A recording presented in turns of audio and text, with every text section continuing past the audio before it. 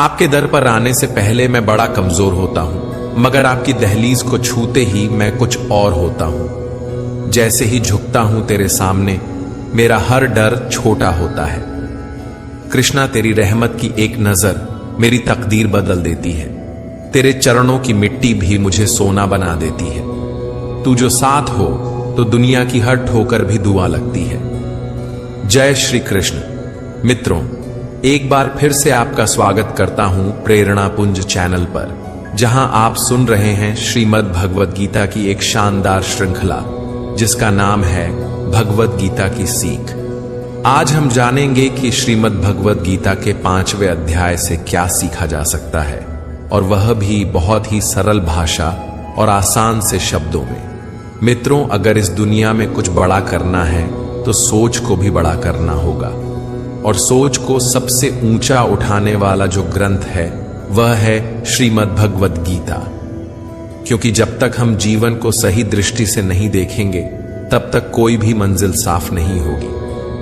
गीता केवल एक धार्मिक ग्रंथ नहीं, बल्कि यह हर उस व्यक्ति के लिए दिशा है जो अंधेरे में भटक रहा है।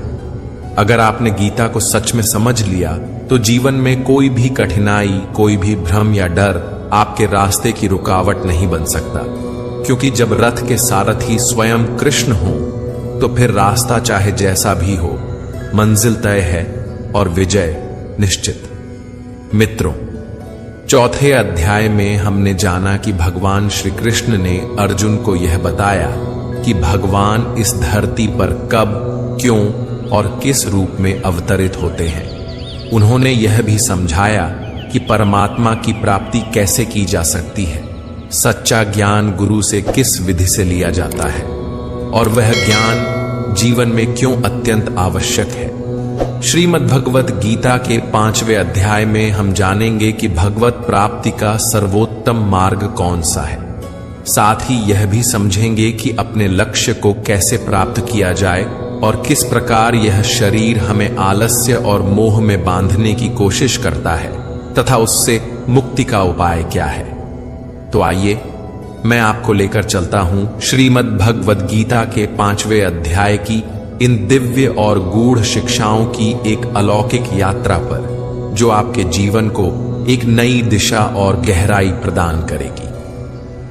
श्रीमद् भगवद गीता के 5वें अध्याय कर्म संन्यास योग में भगवान श्री कृष्ण ने कर्म संन्यास और कर्म योग, इन दो मार्गों की तुलना करते हुए यह स्पष्ट किया है कि दोनों ही मार्ग एक ही लक्ष्य की ओर ले जाते हैं।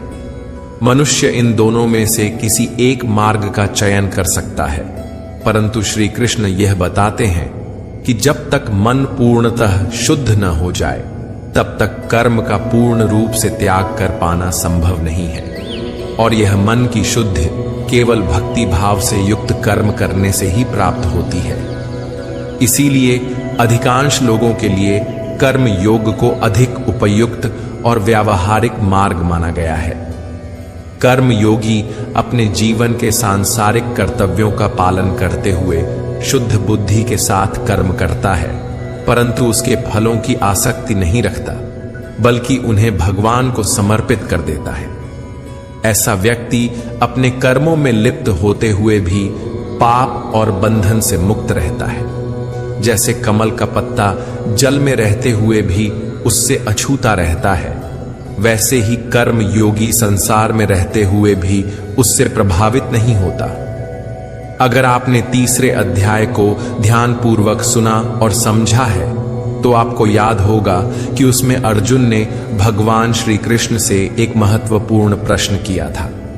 उसने कहा था, हे कृष्ण, यदि आपको ज्ञान योग अधिक श्रेष्ठ और सरल प्रतीत होता है तो फिर आप मुझे कर्म योग में क्यों प्रवृत्त कर रहे हैं? क्यों मुझे इन भयानक कर्मों की ओर भेज रहे हैं? अर्जुन को यह लगने लगा था कि ज्ञान योग अधिक उत्तम है, क्योंकि उसमें पराजय पर स्वर्ग और विजय पर परम पद की प्राप्ति होती है। उसे लगा कि इससे बेहतर मार्ग और क्या हो सकता है। इसी दुविधा को लेकर अर्जुन 5वें अध्याय की शुरुआत में पुनः भगवान श्री कृष्ण से प्रश्न करता है। वह कहता है, संन्यासम कर्मणा कृष्ण पुनर्योगम च शंससि यत श्रेय एतयोरेकम तन्मय ब्रूहि सुनिश्चितम। अर्थात, हे कृष्ण, एक ओर आप कर्म संन्यास की प्रशंसा करते हैं तो दूसरी ओर आप मुझे भक्ति से युक्त कर्म योग अपनाने की सलाह देते हैं। कृपया करके अब आप निश्चित रूप से मुझे बताएं कि इन दोनों में से अधिक कल्याणकारी और श्रेष्ठ मार्ग कौन सा है। यहां अर्जुन अपनी भीतर की उलझन और गहन संशय को भगवान के सामने प्रकट करता है। वह स्पष्ट रूप से जानना चाहता है कि यदि दोनों मार्गों की अलग अलग प्रशंसा की जा रही है तो वास्तव में इनमें से कौन सा मार्ग स्थायी रूप से कल्याणकारी है। वह मार्ग जो निश्चय पूर्वक भगवान के अनुसार श्रेयस्कर और मोक्षदायक है। अर्जुन चाहता है कि भगवान अब उसे किसी एक सुनिश्चित और स्पष्ट दिशा में मार्गदर्शन दे ताकि उसका भ्रम समाप्त हो सके और वह पूरी श्रद्धा और समर्पण के साथ अपने धर्म का पालन कर सके। मित्रों, जब जीवन में हमारे सामने दो रास्ते हों और हमें सच में कहीं पहुंचना हो तो स्वाभाविक रूप से हम यह जानने की कोशिश करते हैं कि कौन सा मार्ग सरल है और कौन सा मार्ग हमारे लिए अधिक उपयुक्त रहेगा। इसी प्रकार अर्जुन भी भगवान श्री कृष्ण से यह स्पष्ट रूप से जानना चाहते हैं कि उनके लिए कर्म करना बेहतर है या कर्मों का त्याग अर्थात संन्यास लेना।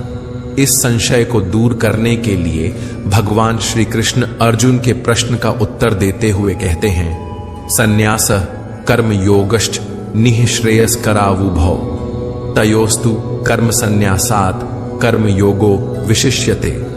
अर्थात, हे अर्जुन, कर्म संन्यास और कर्म योग दोनों ही मार्ग मोक्ष की ओर ले जाने वाले हैं, लेकिन इन दोनों में कर्म योग संन्यास से अधिक श्रेष्ठ है। भगवान श्री कृष्ण अर्जुन की उलझन को देखकर मुस्कुराते हैं और उसे प्रेम पूर्वक समझाते हैं कि यद्यपि संन्यास और कर्म दो अलग अलग मार्ग प्रतीत होते हैं, लेकिन इन दोनों का लक्ष्य एक ही है, आत्मज्ञान और परमात्मा की प्राप्ति। फिर भी श्री कृष्ण स्पष्ट रूप से कहते हैं कि निष्काम भाव से किया गया कर्म योग कर्म संन्यास की तुलना में अधिक व्यावहारिक और प्रभावी मार्ग है। अब प्रश्न उठता है, कर्म योग को श्रेष्ठ क्यों कहा गया? इसका उत्तर स्वयं भगवान श्री कृष्ण देते हैं। वे कहते हैं, हे पार्थ, जब तक कोई व्यक्ति निष्काम भाव से कर्म नहीं करता तब तक वह सच्चे अर्थों में संन्यास को प्राप्त नहीं कर सकता। संन्यास का वास्तविक अर्थ है सर्वस्व का त्याग, इच्छाओं का पूर्ण क्षय। यह अवस्था यूं ही किसी को प्राप्त नहीं हो जाती। इसके लिए योग, तप और मन की गहराई में उतरकर आत्मशुद्धि की आवश्यकता होती है। बिना त्याग की साधना किए कोई व्यक्ति केवल बाह्य संन्यास लेकर मुक्त नहीं हो सकता। यही कारण है कि भगवान बताते हैं, ज्ञान योग में भी कर्म की आवश्यकता बनी रहती है। केवल सोचने या विवेचना करने से मोक्ष नहीं मिलता, बल्कि जीवन में कर्तव्य निभाते हुए निष्काम भाव से कर्म करते हुए हम परम लक्ष्य की ओर अग्रसर हो सकते हैं। भगवान श्री कृष्ण इस अध्याय में स्पष्ट रूप से बताते हैं कि कर्म योग और संन्यास के बीच जो अंतर दिखाई देता है वह केवल कर्ता के दृष्टिकोण का होता है। वास्तव में निष्काम कर्म योग सबसे सरल, सहज और प्रभावी मार्ग है। इस मार्ग में व्यक्ति अपने कर्तव्यों का पालन करता रहता है, ध्यान करता है, परंतु फल की चिंता नहीं करता। वह अपने सभी कर्म भगवान को समर्पित कर देता है।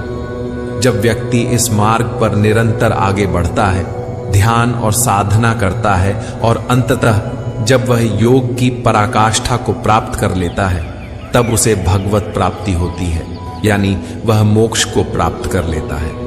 श्री कृष्ण आगे बताते हैं कि योग युक्त पुरुष के क्या लक्षण होते हैं। ऐसा व्यक्ति अपने मन को भटकने नहीं देता। वह जानता है कि जो भी कर्म हो रहे हैं वे वास्तव में परमात्मा के माध्यम से ही हो रहे हैं। वह अपने आप को कर्म का कर्ता नहीं मानता, बल्कि ईश्वर को ही समर्पित भाव से सब कुछ करता है। वह हर जीव में परमात्मा का अंश देखता है और संभव रखता है। ऐसा पुरुष मृत्यु के पश्चात सीधे परमात्मा में ही विलीन हो जाता है। भगवान कमल के उदाहरण से इसे समझाते हैं। जैसे कमल का फूल कीचड़ में होता है, उसका पत्ता पानी में तैरता है, फिर भी उस पर पानी की एक बूंद तक नहीं टिकती। उसी तरह योगी पुरुष संसार के बीच रहते हुए भी संसार में लिप्त नहीं होता। लहरें आती हैं, दिन रात बदलते हैं, लेकिन वह स्थित प्रज्ञ बना रहता है। कर्म करता है, परंतु उसमें बंधता नहीं, और इसी के माध्यम से वह परम धाम को प्राप्त करता है। महान पुरुष अपने कर्म स्वयं के आत्मविकास और दूसरों के कल्याण के लिए करते हैं। भगवान श्री कृष्ण कहते हैं कि परमात्मा कभी किसी को बुरे कर्मों के लिए प्रेरित नहीं करते। लोग स्वयं ही मोह, क्रोध और लालच में फंसकर पाप कर्म करते हैं और उन्हीं के फल भी प्राप्त करते हैं। भगवान केवल कर्मों का निष्पक्ष फल देते हैं, क्योंकि वह साक्षी स्वरूप है। इसलिए श्री कृष्ण अर्जुन से कहते हैं, हे अर्जुन, यह शरीर चाहे जितने सुखों से भर दिया जाए, इसकी इच्छाएं फिर भी पूरी नहीं होती। इसलिए बुद्धिमान व्यक्ति को इस नश्वर शरीर की इच्छाओं में अपना मन नहीं लगाना चाहिए। इस संसार का सच्चा योगी वही है जिसने अपने शरीर के नाश होने से पहले ही क्रोध का नाश कर दिया हो, जो सभी प्राणियों का कल्याण चाहता है, जिसका मन किसी भी कर्म में आसक्त नहीं होता, और जो अपने भटकते हुए चित्त को एकाग्र करके परमात्मा का स्मरण करता है, वही व्यक्ति वास्तव में सुखी होता है और परमेश्वर सहित संपूर्ण सृष्टि का प्रिय बन जाता है। हे अर्जुन, यह इंद्रियां, मन, बुद्धि, इच्छाएं, आशाएं, भय और क्रोध, ये सभी तुम्हारे वास्तविक शत्रु हैं। जब तक इनका त्याग नहीं किया जाएगा, तब तक आत्मिक शांति और भगवत प्राप्ति संभव नहीं। लेकिन जो व्यक्ति इनसे ऊपर उठकर मुक्त हो जाता है, वह परम शांति को प्राप्त करता है।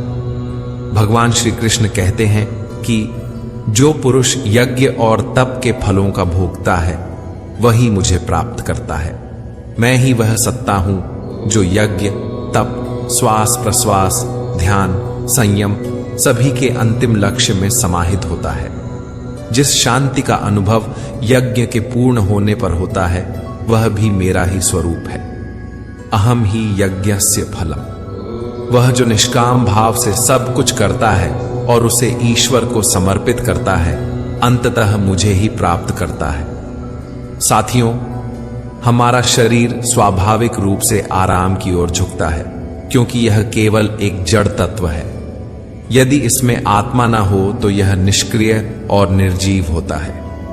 लेकिन भूलवश हम यह मान लेते हैं कि हम ही यह शरीर हैं, ये मेरी आंखें हैं, ये मेरे हाथ हैं, और अब मेरा शरीर सोना चाहता है। तो इसका अर्थ है कि शरीर अब आपकी बुद्धि पर हावी हो चुका है।